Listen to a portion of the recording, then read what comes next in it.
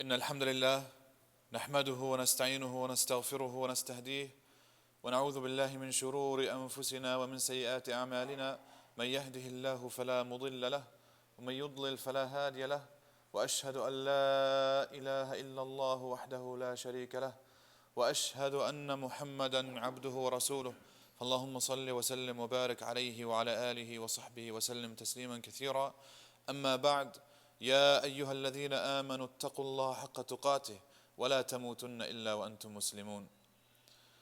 O fellow Muslims, Allah Azza wa Jal commands us, of course, to have the taqwa of Him, which is the consciousness, the fear of Him, the fear of His punishment, as is rightfully due to Him, and do not die except as Muslims. And my brothers and sisters, this month that we are in right now, according to the Muslim calendar, is the month of Dhul-Qi'dah. And I wanted to start with this, inshaAllah ta'ala, to mention some of, subhanAllah, the characteristics of this month before we actually begin the talk, bi'idhnillahi ta'ala. The month of Dhul-Qi'dah, of course, is one of the 4 months of the sacred months, meaning al-Ashhur al-Hurum. And Allah Azza wa Jal has created 12 months, أربعة منها حرم. Right? He says, إن عدة الشهور عند الله 12 شهرا في كتاب الله يوم خلق السماوات والأرض منها أربعة حرم.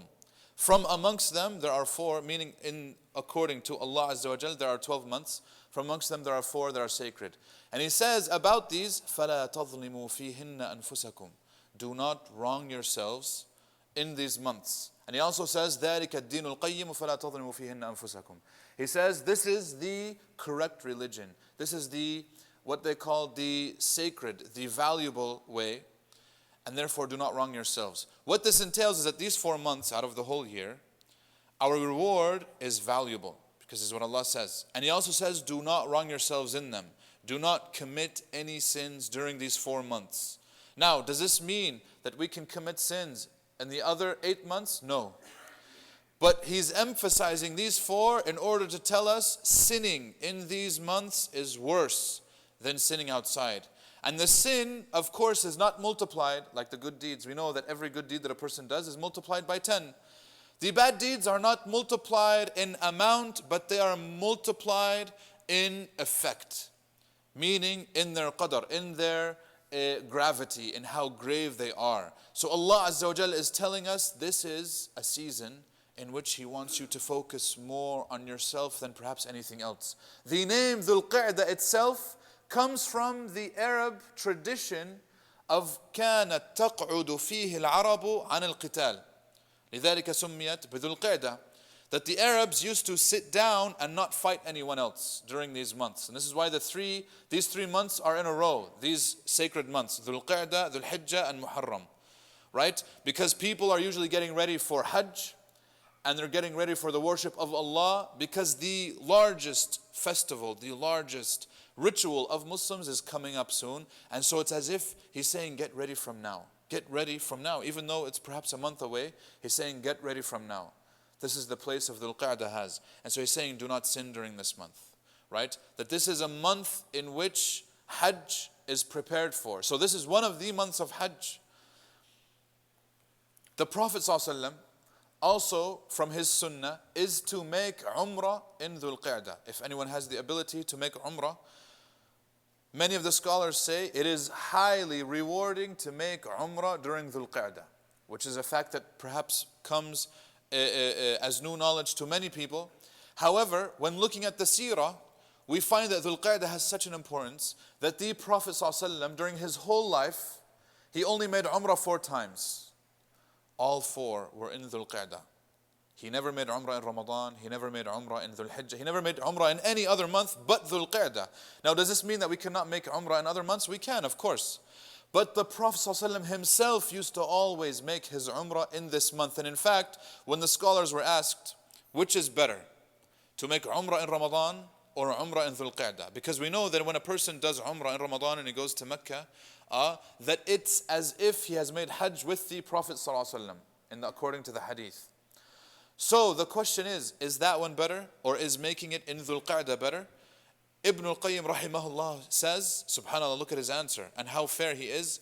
هذا مما أستخير الله فيه. This is from amongst the issues that I actually make istikhara. I have no idea. This is one of the biggest scholars of Islam, and he's saying, I do not know. And I make istikhara to find which one is better. And so if a person has the ability and they have the financial capacity and so forth, it's easy for them. They can go during this month, and it's highly, of course, rewarding. Dhul-Qi'dah, we can do Umrah.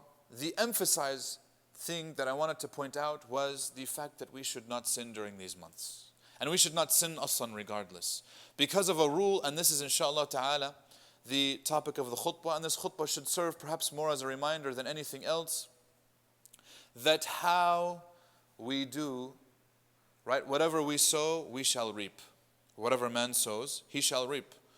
This is an Islamic concept. This is a concept in all of the other religions. In Christianity they have it, in Judaism they have it, because this is one of the things that was kept from the correct ways of the prophets. May the peace and blessings be upon them all. Our Quran, Allah Azza wa Jal says, هَلْ جَزَاءُ الْإِحْسَانِ إِلَّا الْإِحْسَانِ, is the reward of doing good except good. Meaning if a person does well, excels, there is no reward for that except ihsan on the opposite side. And this is why Allah Azza wa Jal also says that such as the reward, so will be the punishment. And this is why He says in Surah An-Naba, جَزَاءً وِفَاقًا. That means, جَزَاؤُهُمْ يَكُونُ وِفَاقَ مَا عَمِلُوا, that the reward or their punishment will always be according to that which they did. And Allah Azza wa Jal has beautiful justice in this. Many times, subhanallah,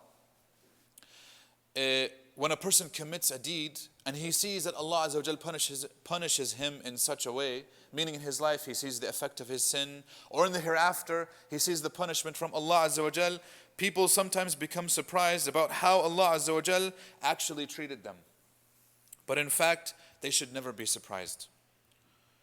This is why we understand that whoever cheats another Muslim out of akla, meaning just merely food, meaning he wanted to cheat him out of a few extra dollars to buy himself food. This is the justification many times happens, that I am doing this in order to feed my family, yakhi.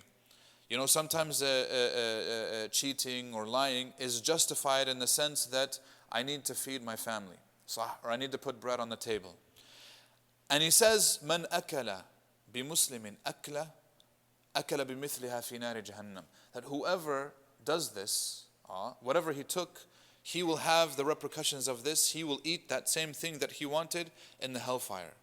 Not only this, but Allah Azza wa Jal, not only in the hereafter, but He will do this here in this life.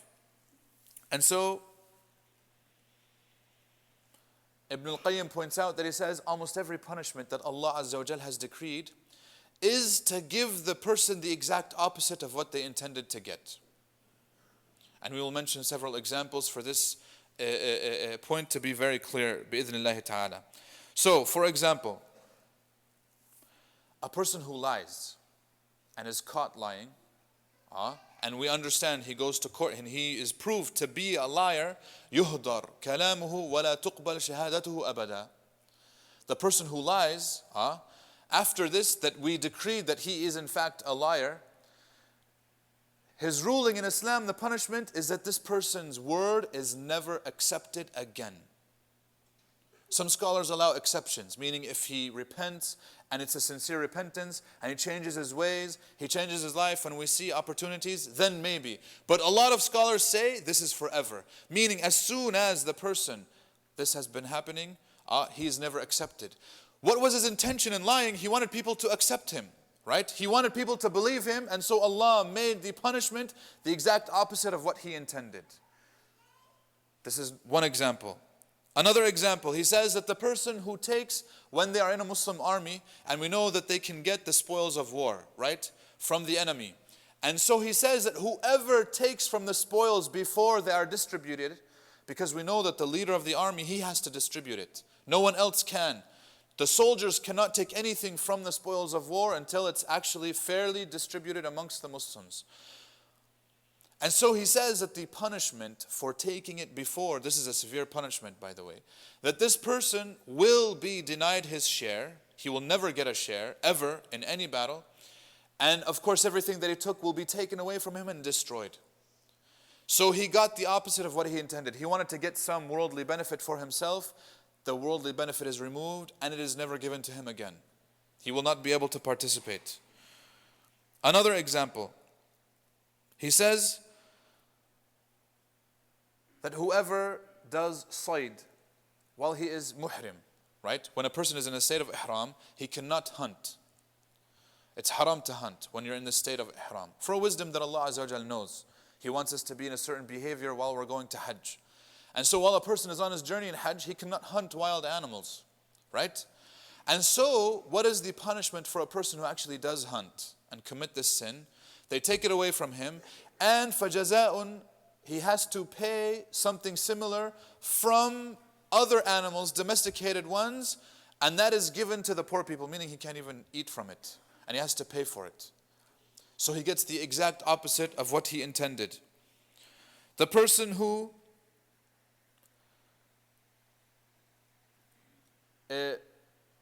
does, what would they say? قطع السبيل وقطع الطريق. In Arabic, this is known as piracy, right? These are highway robbers. Back in the day, this was a problem, of course. Now, alhamdulillah, things are safer. But a person who used to cut off transportation lines and make people unsafe on the roads and make people unsafe in their homes and their families and in their things, the punishment in Islam that first off, their limbs are cut off, just like they cut off the limbs of society. Look at this. This is what Ibn al-Qayyim, his commentary on is. And وَيُنْفَوْنَ مِنَ الْأَرْضِ, meaning they are now outcast from their land. They can no longer live there. And now they are determined to be unsafe themselves for the rest of their lives, just as they made everybody unsafe during that time that they were doing these things. Every punishment, every decree from Allah Azza wa Jal has a wisdom, and it's to give the person the exact opposite of what they did. This is why the punishment of a person committing zina, when it is lashing or it is stoning in Islam, this is because his entire body felt that enjoyment, and Ibn al-Qayyim says now his entire body has to feel, subhanallah, the opposite, the punishment, just like he enjoyed it in haram, and now he's going to suffer a similar punishment. This is why the person who was looking into the houses of other Muslims, one time this happened, and they said for the people to poke out that person's eye, meaning just as he betrayed other Muslims with his eyes, so will be the punishment according to what he did. This is why the punishment for a person seeking positions of power, right? So, su'al al-imara, this is of course manhiyun anha fil Islam. This is not something that should be done in Islam, where a person goes and seeks positions of power because he has, subhanallah, a lust for power and he wants a want for positions of authority and so forth. In Islam, this person is not given it, so he's given the exact opposite of what he wants, and he is subjected to now listening to everything else. This is why Ibn al-Qayyim also says that كَمَا تَكُونُوا يُوَلَّ عَلَيْكُمْ is a rule. This is qa'idah. This is a rule in Islam, which means that a person, just as the people are, so will be their rulers above them. So as the people are, so will be the rulers above them. Meaning that once the people themselves start to, subhanallah, betray one another and cheat one another and not listen to the advice of one another, meaning when you go to a Muslim and you give him advice, he rejects it and he rejects you and he becomes enemies with you when you're simply giving him advice, brother to brother. Similarly will be the leaders that are put above you. This is why the leaders sometimes do not listen to the advice of the people. They will not listen to the recommendations. They will be tyrannical, because if you look, many times the people themselves are tyrannical in the way that they live. We mentioned the hadith before, earlier during the week, and so this will come perhaps as repetition to many, but I wanted to repeat it here because sometimes we think that what I do in my private life or what I do in my personal life, not necessarily private, or what I do between me and other Muslims is completely removed from greater society, and in fact it is the exact opposite. The Prophet ﷺ says in a beautiful hadith, عُرُضَتْ عَلَيَّ أَعْمَالُ أُمَّتِي فَرَأَيْتُ مَحَاسِنَهَا وَمَسَاوِئَهَا. He says that I have been shown all of the deeds of my ummah, everything that my ummah will do, good and bad. Imagine, so the Prophet ﷺ will be able to see everything that we are doing now. He already saw it, our deeds. And in the future generations as well, what they will be doing, meaning the good things and the bad things. And he says, فَرَأَيْتُ, so he wanted to mention one example from each. An example from a good deed and an example from a bad deed. Look at the examples that he chooses in order to make a point. Because sometimes we think that these are insignificant, they have no effect, but they have, wallahi, a root effect on everything that happens. He says, فَرَأَيْتُ مِن مَحَاسِنِهَا إِمَاطَةُ الْأَذَى عَنِ الطَّرِيقِ. He says, I saw from amongst the good deeds, the removal of harm from the roadways. The roadways are public spaces. These are shared spaces. And if you look,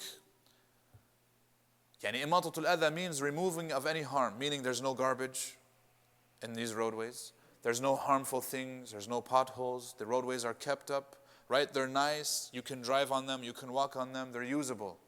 And if you look in predominantly Muslim countries, how clean are these roadways, our streets, in Muslim countries? If you wanted to be very honest, compared to where we live here.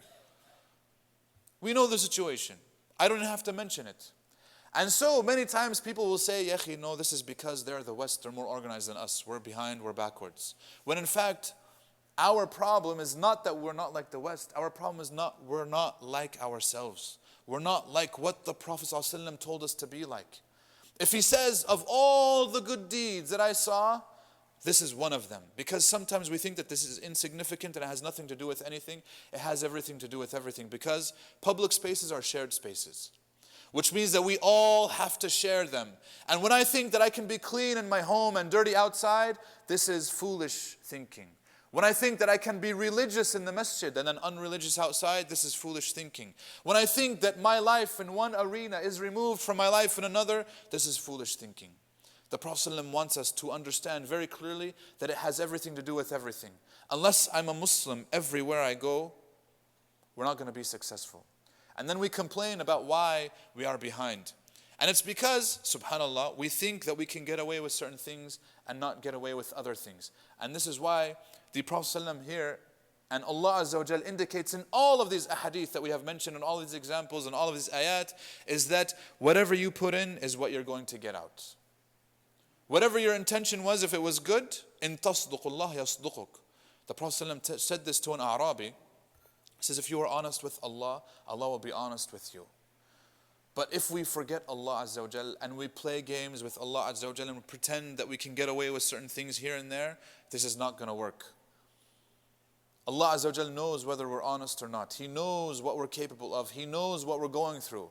Better than what we know we're going through. This is why he says in the opposite, he says, وَرَأَيْتُ مِن مَسَاوِئِهَا. He says, I saw from amongst the bad deeds, النُّخَاعَ فِي الْمَسْجِدِ لَا تُدْفَنْ. That people used to spit, وَالْعِيَاذُ بِاللَّهِ, may Allah protect us all and honor us all. These people used to spit in the masjid and they wouldn't remove their spit from the masjid. Now of course spitting in the masjid aslan, number one, is haram. This should be obviously unanimous. Especially nowadays when we have carpet. The Prophet ﷺ at his time, it had hasa, it had stones. It was the floor of the masjid, little pebbles. So now that we have carpets, we cannot do this. But even then, we need to treat the masjid with respect. Now I'm not saying this because we're not treating it with respect. Alhamdulillah, many of us are.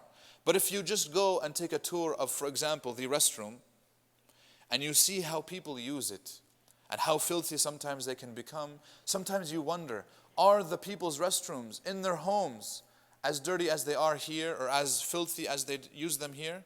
The answer is, of course not. But this is because of this dichotomy in perhaps the thinking or the psychology, that we think that I can behave in one way here and get away with behaving another way here. We cannot. This is not how it works. And that wallahi, the opposite is true. That if you are true and honest in one arena, Allah Azza wa Jal will eventually reward you with something else also. Because He says, مَنْ ذَكَرَنِي فِي نَفْسِهِ ذَكَرْتُهُ فِي نَفْسِي. Whoever remembers me in himself, I will remember him in myself. Just as you did, he will do to you. مَنْ أَتَانِي يَمْشِي أَتَيْتُهُ هَرْوَلًا. Whoever comes to me walking, I will come to him perhaps jogging faster. مَنْ ذَكَرَنِي فِي مَلَئٍ ذَكَرْتُهُ فِي مَلَئٍ خَيْرٍ مِّنْهُ.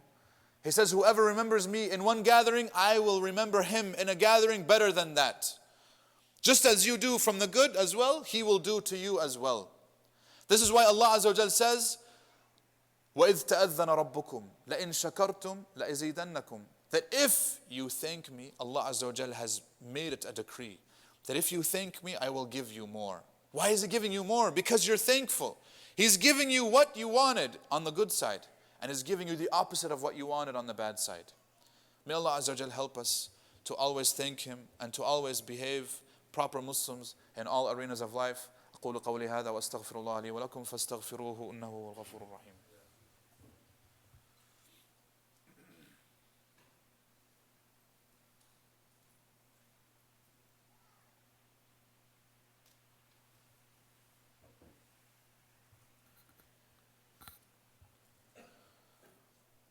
الحمد لله رب العالمين والصلاة والسلام على سيد الخلق وأشرف المرسلين سيدنا وحبيبنا محمد وعلى آله وصحبه أجمعين.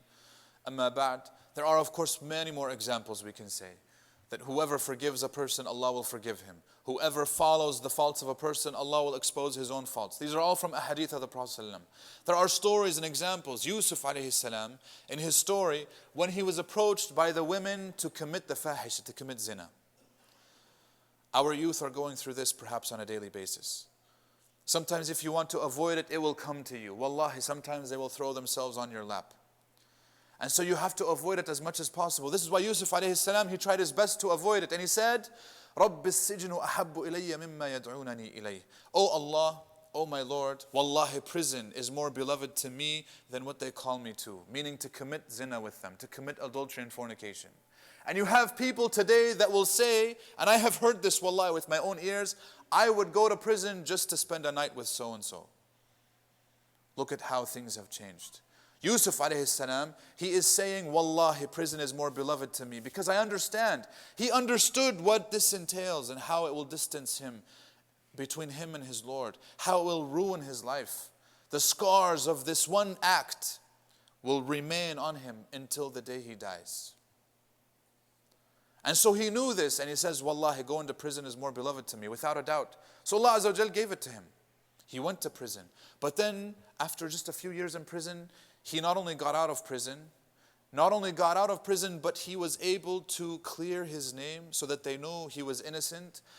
And he became one of the leaders. In fact, he became in charge of practically all of the country that he was living, all of Egypt.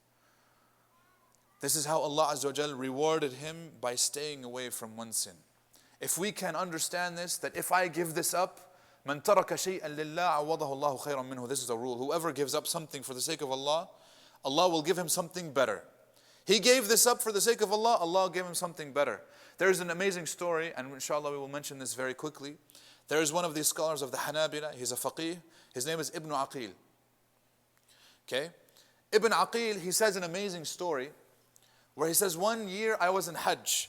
And he says, when I went to Hajj, I became very poor. I spent practically all my money just to go to Hajj. But he went.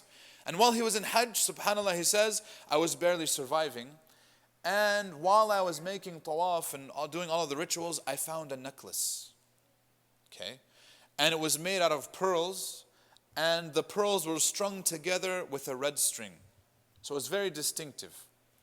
And he says, I found this, and so I was amazed, and so I decided this is luqata, so it has ahkam, it has rulings, I have to go and find the owner. And then he says, I came upon a man who was saying, I have lost a necklace, whoever finds it, فَلَهُ مِئَةُ dinar. He will get 100 dinars back as a reward, right? To give him for bringing up my necklace. So Ibn Aqil goes up to the man and he says, oh man, could you describe this necklace for me? He describes it, it fits the description, he gives it to him. The man says, here, take your 100 dinars. He says, I don't want it. I don't need it. I'm giving it for the sake of Allah because this is aslan my right. Why should I take money for something that I'm doing is my right? So he didn't receive the money, he gave the money back to the man, and the man took the necklace. And he says, after Hajj, he says, I was able to travel a little bit here. Every time I would stop, I would do some lectures. He would learn, he would gain some knowledge. This is how the people of knowledge were. They used to go places to learn, to benefit, and also to benefit others. And so he says, he went to Sham, he went to Iraq, he went to Bayt al-Maqdis. Eventually, he finds himself in Halab, in Aleppo. May Allah Azza wa Jal protect it. And so, in there in Halab, he says, I found a masjid, and I went inside, and the people of the masjid met him, they talked to him, and they said, we don't have an imam, our imam just barely passed away. Could you lead us in salah? after they found out that he was a big scholar. He led them in salah. They talked to him, they said, look, we understand you're poor.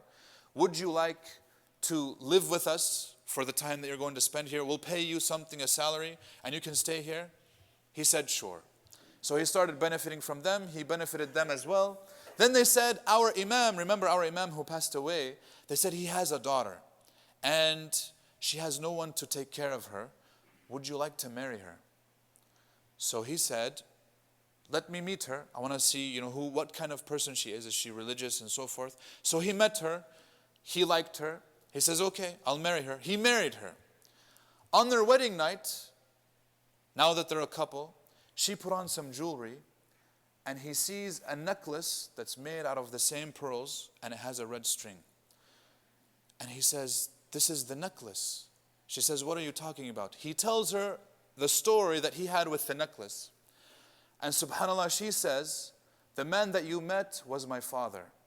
And he told her the story. And he said that after that day when he met Ibn Aqil, he used to make dua for his daughter. And used to say, may Allah Azza wa Jal give her a husband similar to that man because of how honest he was.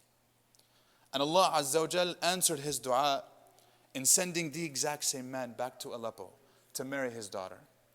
Ibn Aqil says later on, a few years passed, she got sick. She ended up passing away. And after she passed away, he left and continued his knowledge journey. But this is the effect. Whatever you put in, sometimes you might think that it's insignificant. But wallahi, it'll come back for you. You might do a deed and you think that it's small, it's not that much, but you do it. Sometimes out of despite. You do it even though perhaps you're not completely convinced. You don't understand why Allah Azza wa Jal told you to do it, but you do it. Wallah, Allah Azza wa Jal has the reward for you written. May Allah Azza wa Jal help us and guide us and assist us to understand this and apply this. عباد الله إن الله وملائكته يصلون على النبي يا أيها الذين آمنوا صلوا عليه وسلموا تسليما اللهم صل وسلم وبارك على محمد وعلى آل محمد كما صليت وسلمت وباركت على إبراهيم وعلى آل إبراهيم في العالمين إنك حميد مجيد اللهم أعز الإسلام والمسلمين وأذل الشرك والمشركين أعداءك أعداء الدين ربنا اغفر لنا ذنوبنا وإسرافنا في أمرنا وثبت أقدامنا وانصرنا على القوم الكافرين اللهم لا تدع لنا ذنبا إلا غفرته ولا هما إلا فرجته ولا دينا إلا قضيته ولا حاجة من حوائج الدنيا والآخرة إلا قضيتها ويسرتها برحمتك يا أرحم الراحمين ربنا آتنا في الدنيا حسنة وفي الآخرة حسنة وقنا عذاب النار عباد الله إن الله يأمر بالعدل والإحسان وإيتاء ذي القربى وينهى عن الفحشاء والمنكر والبغي يعظكم لعلكم تذكرون اذكروا الله يذكركم ولذكر الله أكبر والله يعلم ما تصنعون وأقم الصلاة